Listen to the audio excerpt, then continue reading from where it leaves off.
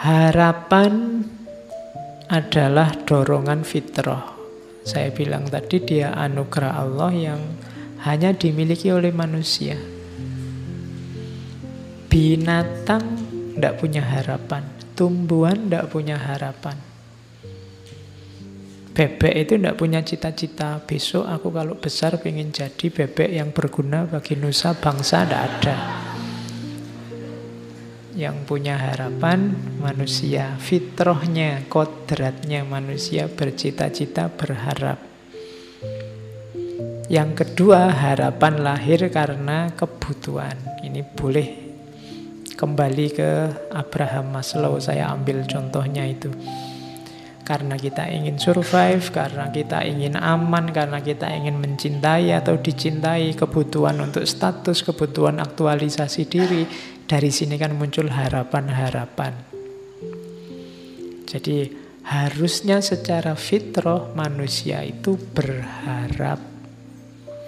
Jadi manusia itu kalau bahasanya komputer itu program yang kompatibel untuk hidupnya manusia itu adalah program harapan, bukan program keputusasaan. Kalau kamu menginstal keputusasaan, harusnya crash dengan hidupmu. Jadi orang-orang yang pesimis, putus asa itu sebenarnya menyalahi fitrahnya. Makanya Allah benci, disebutnya kafir atau kufur. Terus selain itu harapan juga di teori yang lain disebutkan lahir oleh situasi hidupmu, termasuk dari masyarakat. Jangan dikira harapan-harapanmu itu hasil pikiran dan pilihanmu sendiri. Secara tidak sadar sebenarnya masyarakat sekelilingmu, mulai orang tua, guru, teman, tetangga, ikut menentukan harapan-harapan hidupmu. Jadi ada programming dari masyarakat sekitarmu. Maka jangan gaya, jangan merasa bahwa saya ini bebas loh Pak, cita-citaku, keputusanku sendiri, enggak. Di situ ada ilustrasinya, biasanya anaknya pedagang itu ya mentalnya dagang dan cepet. Kalau disuruh berharap untuk dagang, anaknya guru juga begitu, anaknya pemikir juga begitu, biasanya. Jadi cita-cita, harapan itu mix antara fitrah individu, kebutuhan masing-masing orang, plus programming dari masyarakatnya. Jadi teori ini mau bilang bahwa setiap orang harus sadar sebenarnya kebebasan mutlak untuk manusia itu tidak ada. Kamu yang merasa bebas sebenarnya tidak bebas juga. Masyarakatmu pasti mempengaruhi ekspektasi dan harapanmu, bukan keinginanmu sendiri. Ketidaksadaran ini nanti sering membuat orang jadi patah hati, stres, depresi, konflik.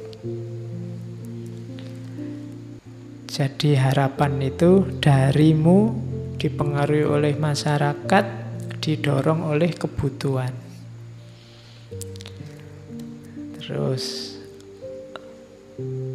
apa mainnya harapan, pentingnya harapan dalam hidup kita? Ya, kalau ini sebenarnya tidak perlu dijelaskan, kalian sudah tahu. Ini menegaskan arah dan orientasi hidup, meningkatkan kemampuan menghadapi kesulitan. Itu ada saya kutipkan sebuah quotes dari Biksu Thich Nhat Hanh, dari ini biksu Zen Buddhisme dari Vietnam.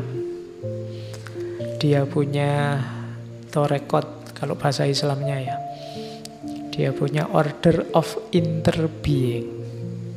Jadi kita kan selama ini interreligius, interrelasi. Dia punya order of interbeing. Jadi tidak cuma sesama manusia, sesama makhluk, tapi saling berhubungan dengan segala yang ada. Katanya Thich Nhat Hanh, hope is important. Harapan itu penting sebab dia akan membuat momen saat ini tidak terlalu sulit untuk ditanggung. Kalau kita percaya bahwa besok lebih baik, kita akan bisa menanggung beratnya hidup hari ini. Itu enaknya punya harapan. Jangan putus harapan dengan situasimu, dengan kondisimu, kondisi negaramu, kondisi agamamu. Ketika kamu tidak putus harapan, seberat apapun yang kamu tanggung hari ini, rasanya akan ringan. Kenapa? Tenang aja, besok enak kalau harapan kita terpenuhi. Kalau tidak terpenuhi, berharap lagi. Selama kamu masih punya harapan, masih enak. Hidupmu kiamat kalau kamu sudah tidak punya harapan. Jadi, tanggunglah kesulitan hari ini dengan harapan. Jadi solusinya gampang. Kamu tidak punya uang, nggak apa-apa, sumpek sekarang. Bayangkan besok ini puasanya, besok kamu kaya raya. Itu kan kamu lebih enteng nanggungnya sekarang. Kamu jomblo sekarang tidak apa-apa, bayangkan besok dapat yang terbaik, Nah, itu kan kamu jadi enteng.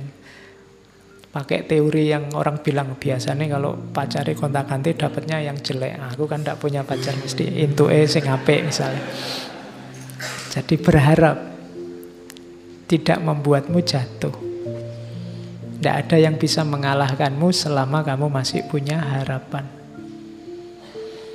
Kok kamu kuliahmu tidak lulus-lulus? Tidak apa-apa, saya masih berharap tidak ter-DO. Kok kamu ter-DO? Tidak apa-apa, saya masih berharap masa depanku bagus karena ijazah dan gelar itu tidak segalanya. Kan gitu. Kok iya. Kok kamu susah di karirmu karena tidak punya ijazah, tidak punya, tidak apa-apa. Karir itu kan cuma satu aspek dalam hidup, masih banyak aspek yang lain. Loh kan itu enak, selama kamu masih punya harapan, masih punya jangkauan ke depan yang kamu impikan kan tidak masalah. Kamu mau kerja apa, ijazah tidak punya, keterampilan tidak punya, ya gampang nyari istri yang kaya aja misalnya. Masih ada harapan. Oke, terus jadi perannya kunci harapan itu. Itu yang terakhir ada quotes dari Henry Nouwen. Henry Nouwen itu pastor Katolik dari Belanda. All great spiritual leaders in history were people of hope. Semua tokoh pemimpin spiritual dalam sejarah adalah figur-figur penuh harapan. Tidak ada tokoh spiritual yang putus asa. Ibrahim, Abraham, Moses, Musa, nabi-nabi tidak ada yang putus asa. Ruth itu neneknya, kalau itu sebenarnya tokoh dari Bible. Tokoh perempuan, neneknya Nabi Daud. Yang nanti ada silsilah juga sama Yesus. Maria, Yesus, Rumi, Gandhi, Dorothy Day, semuanya menjanjikan. Orang-orang yang penuh harapan. Live with a promise in their heart. Mereka meyakini suksesnya di masa depan, janji-janji di masa depan. Itulah yang membimbing mereka menuju masa depan. Jadi masa depan itu penting, maka hidupkanlah dengan harapan. Terus, nah, cuma ini tadi kan yang positif-positif. Ada teori lagi, sebenarnya harapan itu sifatnya paradok. Harapan itu sumber kehidupan, cuma hati-hati. kadang-kadang dia juga sumber kehancuran. Kenapa? Mungkin di sesi ngaji apa saya pernah bilang, hanya orang yang berharap yang bisa kecewa. Ya kan? Hanya orang-orang yang berkeinginan yang bisa gagal. Jadi itu paradoksnya harapan. Jadi paradoks itu sifat yang bertentangan, makanya kamu mengelolanya harus hati-hati. Harapan bisa membawamu pada kebahagiaan, tapi bisa juga sebaliknya menghancurkanmu. Kalau kamu tidak hati-hati merancang harapan. Jadi jangan sampai senjata yang sakti yang namanya harapan itu berbalik membunuh dirimu sendiri karena kamu tidak pintar mengelolanya. Itulah sifat paradoksnya harapan. Kalau kamu tadi tidak bercita-cita kumlot, tidak kumlot itu kan tidak masalah. Tapi ketika kamu bercita-cita kumlot, tidak kumlot jadi sumber kekecewaanmu. Kalau cita-citamu, harapanmu hanya lulus saja, kumlot tidak penting. IP berapapun tidak masalah, yang penting lulus. Kenapa? Cita-citamu hanya lulus saja. Tapi kalau cita-citamu IP, cita-citamu kumlot, lulus saja itu menghancurkanmu. Kalau kamu tidak bercita-cita punya pasangan, mbok jomblo sampai umur 40 tidak masalah. Tapi kalau orientasi hidupmu pasangan, pacar, dan yang sejenis itu, mbok sekarang kamu jomblo juga gelisah, susah, sumpek. Kenapa? Karena kamu target di situ. Kamu berharap di situ. Ah, itu paradoks harapan namanya. Dia bisa menghidupkanmu, tapi dia juga bisa membunuhmu. Kalau kamu tidak hati-hati. Maka aturlah harapan-harapan hidupmu secara masuk akal, secara cerdas. Rancang harapanmu paling tidak di 4 ciri. Yang pertama, harapan, berharaplah sesuatu yang dapat kamu capai secara rasional. Jadi secara rasional itu berharap yang masuk akal saja. Kalau kamu sudah semester 14, targetnya sudah nggak usah mikir kumlot, yang penting lulus. Itu yang rasional. Nah, ya. Kalau enggak, nanti hancur hidupmu. Gitu loh. Jadi berharaplah yang rasional-rasional saja. Yang terjangkau. Yang kedua, yang dapat kamu kontrol. Pancanglah harapan-harapan yang bisa kamu kendalikan, kamu tempuh. Itu loh. Misalnya kamu sadar bahwa suaraku itu jelek kok Pak, tapi saya cita-citanya penyanyi. Nah, itu kan agak berat perjuanganmu kalau sampai ke sana. Jadi salah kamu mungkin milih harapannya. Kalau pencipta lagu tidak apa-apa, kalau penyanyi susah karena hubungannya sama suara. Nah itu harapan yang tidak bisa kamu kontrol, itu agak susah. Misalnya kayak saya tingginya paling 150-an. Saya ingin cita-citanya jadi foto model yang tingginya minimal 180. Itu kan nggak masuk. Jadi yang bisa kamu kontrol. Jangan berharap yang tidak bisa kamu kontrol, karena kalau tidak, harapan akan membunuhmu. Terus, berharaplah yang menurutmu penting. Kalau ini ya benar bunuh diri, kalau kamu tidak penting kok kamu harapkan.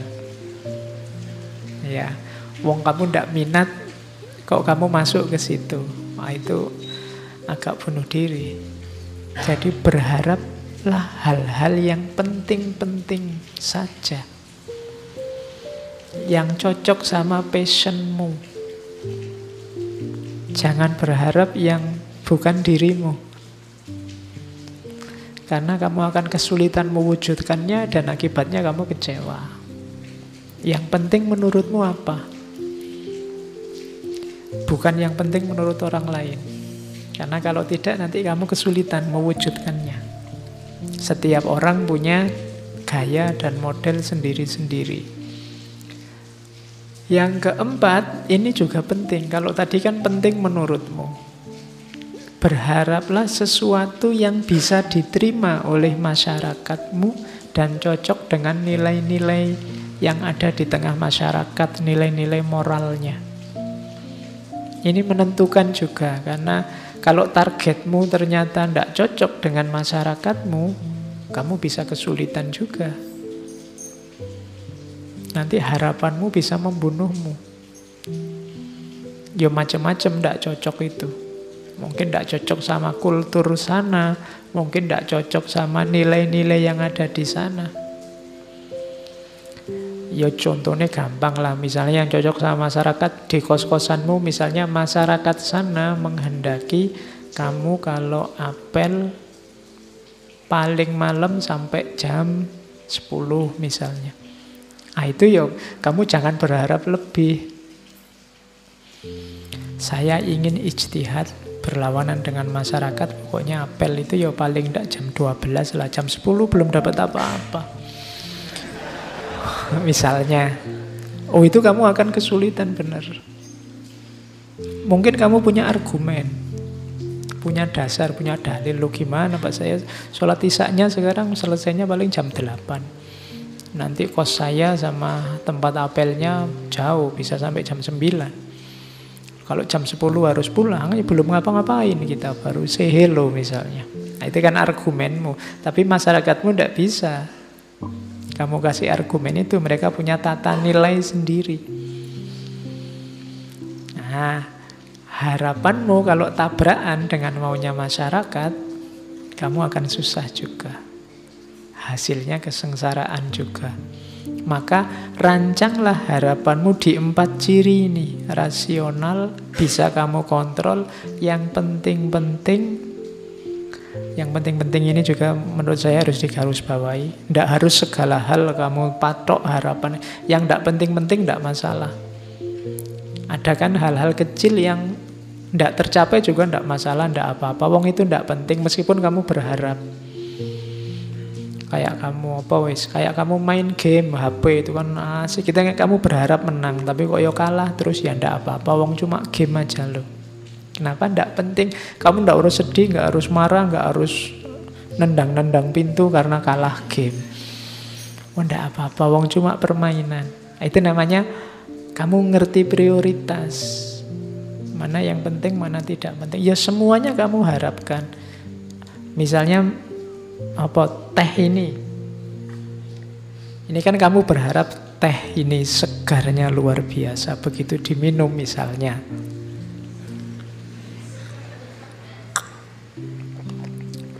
kok biasa ya, misalnya itu kan kamu kecewa. Tapi ya ndak apa-apa, wong ini ndak prioritas kok. Meskipun tadi aku berharap kan ndak masalah, ndak penting. Beda tadi sama urusan kuliahmu, sama urusan masa depanmu, itu kan jauh yang lebih penting. Jadi berharap, patoklah yang kamu anggap penting-penting saja. Dan yang terakhir, hati-hati dengan norma-norma dan nilai-nilai di tengah masyarakat. Karena masyarakat itu juga harus jadi pertimbanganmu. Mereka punya logika sendiri, mereka punya standar sendiri.